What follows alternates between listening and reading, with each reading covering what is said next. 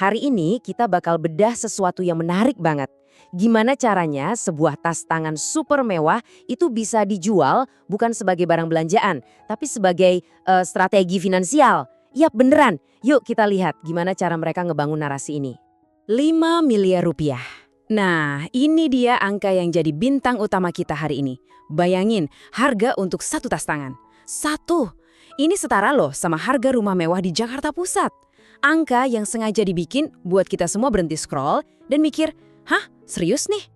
Dan dari angka tadi, muncullah klaim utamanya. Ini dia, kutipan langsung dari materi yang kita bedah, sebuah skrip vlog Sosialita. Banyak orang melihat ini sebagai tas, tapi bagi top 1%, ini adalah portofolio berjalan. Dengerin deh, portofolio berjalan. Jadi pesannya jelas banget, ini bukan lagi soal aksesoris, ini soal investasi yang bisa kita tenteng kemana-mana. Jadi pertanyaannya, gimana caranya sebuah video di media sosial bisa meyakinkan orang untuk pembelian semahal ini? Nah, semuanya itu dimulai dari sebuah kail atau umpan yang super kuat. Sesuatu yang dirancang khusus biar Anda langsung berhenti dan terpancing. Oke, sekarang kita masuk lebih dalam ya. Langkah pertama dari argumen di vlog ini adalah mengubah total cara pandang kita soal membeli. Caranya gimana? Gini nih, vlog ini langsung bikin garis pemisah yang tebal antara penontonnya dan ya konsumen biasa. Mereka bilang, beli tas ini tuh bukan konsumsi, bukan buang-buang uang, bukan. Ini adalah strategi pengelolaan kekayaan, wealth management. Pakai aset yang kelihatan yang bisa dipegang. Nah, biar argumen finansialnya makin kuat, mereka ngenalin satu konsep kunci, apresiasi aset. Maksudnya, nilai asetnya itu naik dari waktu ke waktu. Jadi, tas ini dibingkai bukan sebagai barang yang nilainya turun setelah dibeli, tapi justru sebaliknya, nilainya bakal terus nanjak. Oke, jadi pertanyaannya sekarang, apa yang bikin tas ini layak disebut aset? Kok bisa?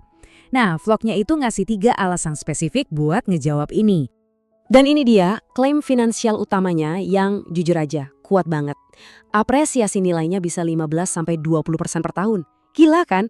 Dan di sini digambarin dengan jelas banget gimana performa tas ini bahkan bisa ngalahin beberapa jenis saham tertentu.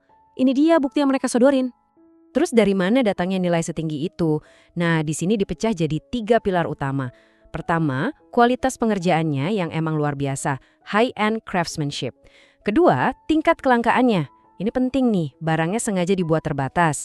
Dan yang ketiga, tentu saja warisan merek atau heritage, sejarah panjang di balik brand itu sendiri. Tapi pesannya itu ternyata nggak berhenti di tasnya doang loh. Ini juga tentang dunia eksklusif yang diwakili oleh tas itu. Dan buat nunjukin ini, vlognya ngajak kita ngintip apa sih isi di dalam tas seharga miliaran itu. Dan ternyata isinya pun dirancang khusus buat nguatin pesan tadi. Kita lihat ya, ada dompet edisi terbatas yang super langka. Terus ada perhiasan eksklusif. Dan bahkan gawai terbaru yang didapat bukan dari beli di toko, tapi lewat undangan pribadi. Semuanya nunjukin satu hal yang sama. Ini adalah gaya hidup yang terkurasi, yang nggak semua orang bisa masuk. Oke, sebagai penutup, vlog ini benar-benar mengunci status tas ini sebagai investasi yang serius. Caranya dengan membandingannya langsung sama aset bernilai tinggi yang kita semua udah kenal. Dan inilah dia jurus terakhirnya. Sebuah pertanyaan yang dilempar langsung ke kita sebagai penonton, apakah investasi ini sebanding dengan properti? Pertanyaan ini seolah-olah minta kita untuk setuju dan memvalidasi semua argumen yang udah dibangun dari awal sampai akhir.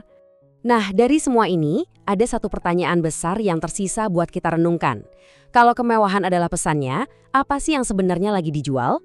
Setelah kita bedah bareng-bareng, jadi kelihatan kan, ini bukan cuma soal tas, bukan juga sekedar soal investasi.